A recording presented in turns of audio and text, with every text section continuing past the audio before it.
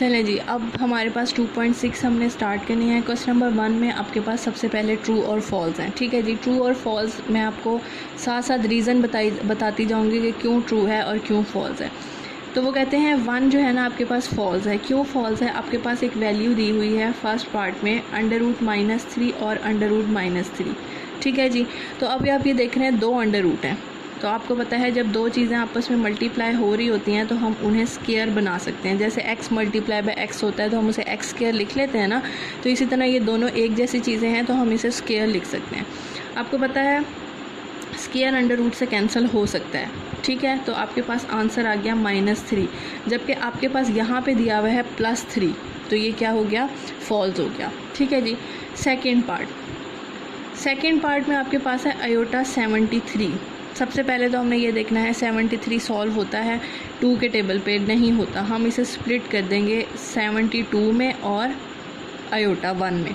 ठीक है जी, स्प्लिट कर दिया। स्प्लिट करने के बाद आप कैलकुलेटर पे चेक कर सकते हैं कि 72 जो है वो कौन से नंबर पे 2 पे डिवाइड होता है। तो हम यहाँ लिख देते हैं 72 डिवाइडेड बाई 2, 36 आ गया। आपने इस तरह लिखना है i स्क्वायर अंदर और 36 बाहर। ठीक है, लिख लिया। अब आपने i स्क्वायर की वैल्यू पुट कर देनी है, -1 आ गया। i ऐसे का ऐसे ही आप कैलकुलेटर पे लिख सकते हैं।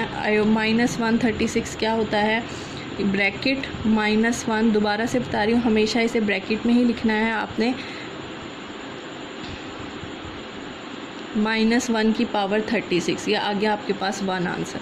ठीक है जी, यहाँ पे हमने 1 पुट किया और i को जब 1 से पुट करेंगे i आएगा, जबकि यहाँ पे आपके पास दिया हुआ है -i, तो इसका मतलब ये क्या है? ये भी फॉल्स है। ठीक है जी, दोनों फॉल्स हो गए। थर्ड पार्ट की तरफ चलते हैं। थर्ड पार्ट में आपके पास है i 10 = -1। ठीक है, इसे भी सॉल्व कर लेते हैं। i 10 को सॉल्व करना है हमने। आपने देखा 10 2 पे डिवाइड होता है, 5 पे होता है, तो 5 हम बाहर लिख देंगे, 2 अंदर लिख देंगे, -1 वैल्यू पुट करेंगे और कैलकुलेटर पे चेक करेंगे। ब्रैकेट -1 की पावर 5, आपके पास आ गया -1। तो ये भी आपके पास -1 ही है। इसका मतलब ये है कि ये क्या हो गया? ट्रू हो गया। ठीक है जी, नेक्स्ट है जी कॉम्प्लेक्स कॉन्जुगेट ऑफ। ये आपके पास वैल्यू दी हुई है। वो कहते हैं क्या इसका कॉन्जुगेट जो है वो ये आएगा? तो हम देखते हैं जी इसे सॉल्व करके। कॉन्जुगेट लेके 4 पार्ट में हमारे पास है -6 i plus i square bracket. सबसे पहले ना इसे सॉल्व करते हैं। डायरेक्ट जो है कभी भी कॉन्जुगेट नहीं लेते। कॉन्जुगेट हम तब लेते हैं जब हमारे पास रियल और इमेजिनरी पार्ट हो सिर्फ। अगर पावर शावर कोई है तो आप उसे पहले सॉल्व करेंगे। तो हम लिख लेते हैं -6 i और i स्क्वायर की वैल्यू होती है -1, पुट कर दी। -6 i ऐसे का ऐसे +-1। अब आप ये देखें, अब ये रियल पार्ट भी हो गया और इमेजिनरी पार्ट भी हो गया। अब आप इसका कॉन्जुगेट ले सकते हैं। कॉन्जुगेट लेने का मतलब ये है कि इमेजिनरी पार्ट वाले का साइन चेंज करना। माइनस है तो ये किस में हो जाएगा? प्लस में। ये वैल्यू निकल आई। तो अब ये चेक करें क्या हमारे पास यही आंसर है? हाँ जी, यही आंसर है, क्योंकि अगर हम इसे सीधा करके लिखेंगे तो यही बनेगा। आप -1 पहले लिख दें, 6 i बाद में लिख दें। देखें सेम है ना, तो इसका मतलब है ये क्या हो गया? ट्रू हो गया आपके पास। ठीक है जी, नेक्स्ट है जी हमारे पास difference of a complex number and its conjugate is a real number. वो कहते हैं आप जो है अगर डिफरेंस लेने का मतलब है किसी भी वैल्यू के कॉम्प्लेक्स नंबर और उसके कॉन्जुगेट का आप डिफरेंस लेंगे ना, तो आंसर आपके पास हमेशा रियल नंबर आएगा। रीज़न इसकी क्या है? आपके पास वैल्यू दी हुई है z = a + b i। साथ वो कहते हैं इसका कॉन्जुगेट होगा हमारे पास a - b i। यही होता है ना i के साथ वाले का साइन चेंज करना। तो कहते हैं ये जो दोनों वैल्यूज़ हैं ना, इनका आप डिफरेंस ले लें। तो अगर हम इसका डिफरेंस लें, डिफरेंस लेना होता है माइनस। देखें दोनों वैल्यूज़ का जो है ना मैंने डिफरेंस ले लिया, यहाँ इसको इसके साथ और इसको इसके साथ। ब्रैकेट में इसलिए लिखते होते हैं कि जब आपके पास माइनस होना तो अंदर का साइन चेंज करना होता है, इसलिए हम माइनस लिखते, वो ब्रैकेट लगा देते हैं। आप इसे ओपन करें, -a + b i। ठीक है जी, a से कट जाएगा, आपके पास आ जाएगा 2b i। क्या ये रियल नंबर है? ये रियल नंबर नहीं है, ये इमेजिनरी नंबर है। क्यों? क्योंकि इसके साथ i है। मैंने आपको बताया कि जहाँ पे भी आयोटा होता है उसे हम क्या कहते हैं, इमेजिनरी पार्ट। जबकि क्वेश्चन में लिखा हुआ है कि आपका ये जो नंबर है वो रियल नंबर आंसर आना चाहिए, तो आपका ये जो है ना फॉल्स है। ठीक है जी, आगे चलते हैं। आगे है जी हमारे पास 6 पार्ट। 6 में हमारे पास है, आपके पास एक वैल्यू दी हुई है a-1 b+3 और बाहर आयोटा है इज़ इक्वल टू 5 + 8 आयोटा। वो कहते हैं इसका आंसर a की वैल्यू 6 आनी चाहिए और b की वैल्यू -11 आनी चाहिए। तो इसे सॉल्व करके देखते हैं क्या इसकी वैल्यू आती है या नहीं आती। तो ये देखें a-1 -b -+-3 और आयोटा दोनों के साथ है, बाहर आयोटा ब्रैकेट के साथ है ना, तो इसका मतलब है दोनों के साथ है, इज़ इक्वल टू 5 + 8 आयोटा। लिख दिया। अच्छा जी, ये आपके पास हो गया। a-1 तो सॉल्व नहीं होता। अच्छा, अब आपने ना इसमें वैसे ही करना है कि रियल पार्ट को अलग कर लेना है। अब आप देखें रियल पार्ट इसमें क्या है, एक है जी एक है -1 और उधर से हमारे पास है 5। मतलब लेफ़्ट हैंड साइड पे रियल पार्ट निकाल लेना है, अपने राइट हैंड साइड का रियल पार्ट निकाल लेना है। इसमें से a की वैल्यू निकालें। a की वैल्यू आपके पास आ गई 6, तो क्या आपके पास 6 थी, ये देखें 6 आ गई। अब b की वैल्यू निकालते हैं। अब इमेजिनरी पार्ट आपके पास क्या होता है, वो वैल्यू जो आयोटा के साथ है। तो आयोटा के साथ आपके पास -b है, इधर से -3 है और इधर से 8 है। ठीक है जी, -b ऐसे का ऐसे 8 + 3, ये आपके पास आ जाएगा 11 और b के साथ जो माइनस है वो दूसरे वाले के साथ चला जाएगा।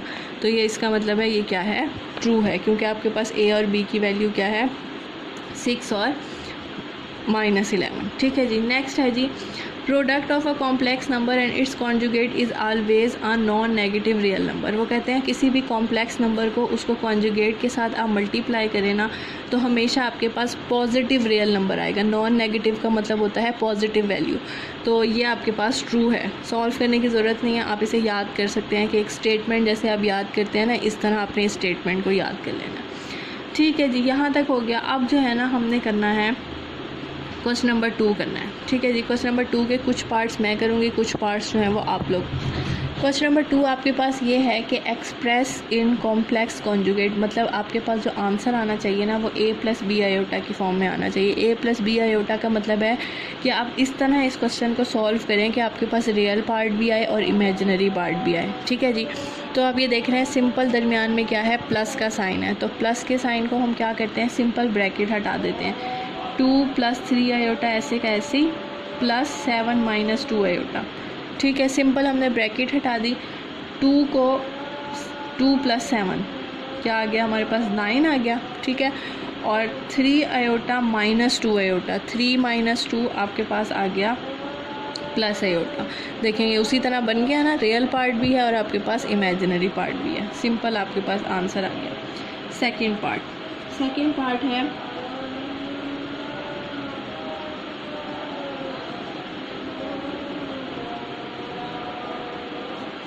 ठीक है जी, ये आपका सेकंड पार्ट है। सेकंड पार्ट में आप भी देखना है 2 इस ब्रैकेट के साथ मल्टीप्लाई हो रहा है। ब्रैकेट के साथ मल्टीप्लाई का मतलब है 2 दोनों के साथ मल्टीप्लाई होगा। 5 × 2 = 10 और 4 × 2 = 8 आयोटा। ठीक है, इसी तरह माइनस ऐसे का ऐसे 3 × 7 = 21, माइनस प्लस माइनस, आपको पता है जब ब्रैकेट हटती है तो माइनस जो है अंदर वाले का साइन चेंज कर देता है, और 3 × 4 = 12 आयोटा। सिंपल मल्टीप्लिकेशन कर दी। अब 10 - 21, 10 - 21 आपके पास होता है -11 और 8 - 12 +8 और -12, 12 में से 8 गया, आपके पास आ जाएगा -4 आयोटा। छोटे छोटे से क्वेश्चन है, सिंपल आपने इन्हें प्लस माइनस करना होता है। थर्ड पार्ट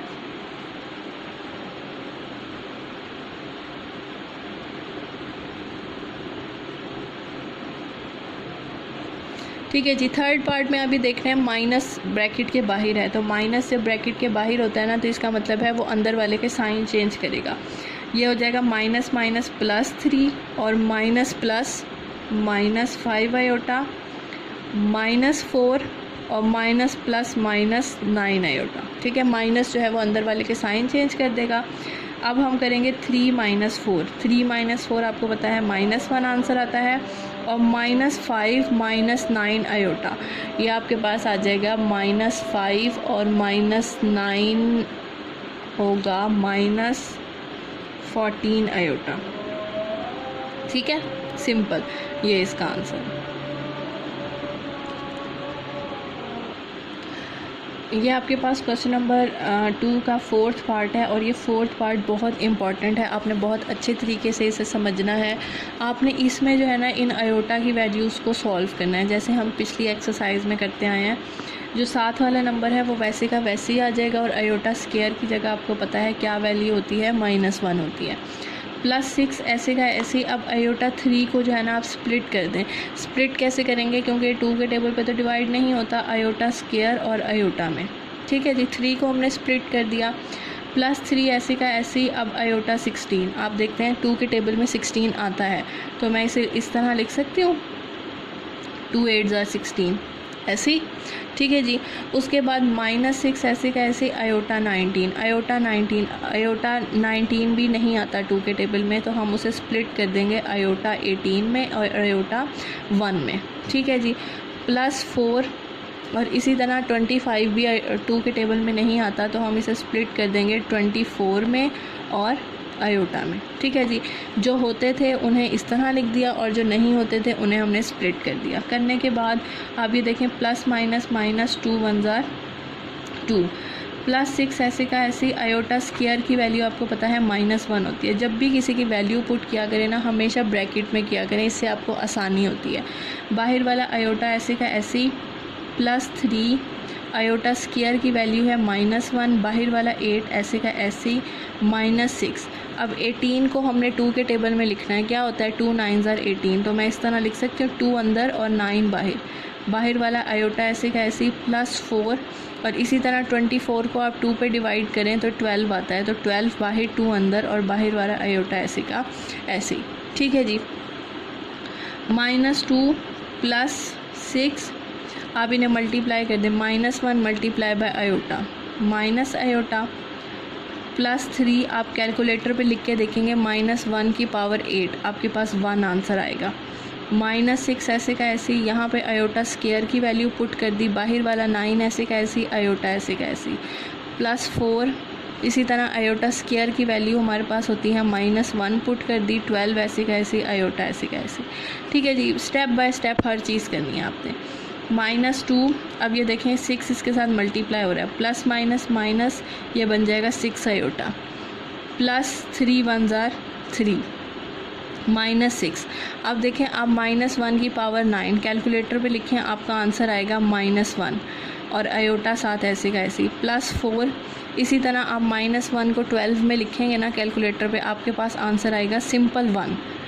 ठीक है जी, ये हमने सॉल्व कर लिया। सॉल्व करने के बाद फर्दर इसे सॉल्व करते हैं। -6 आयोटा +3 -6 ब्रैकेट को पहले सॉल्व करना है। -1 multiply by iota minus iota +4 1 multiply by iota iota. ठीक है, -2 -6 आयोटा +3 देखिए माइनस माइनस +6 आयोटा +4 आयोटा। ठीक है जी, अब उसके बाद सिंपल सॉल्व कर लेते हैं। -2 और +3 कितने हो गए हमारे पास, 1 हो गया, और ये -6 आयोटा और +6 आयोटा कैंसिल हो गया, क्योंकि एक दफ़ा माइनस में हो एक दफ़ा प्लस में हो तो वो कैंसिल हो जाता है, और एंड से हमारे पास बच गया है 4 आयोटा। ये हमारा आंसर है। ठीक है जी, क्वेश्चन नंबर 2 आपके सारे पार्ट्स जो हैं मैंने कर दिए हैं।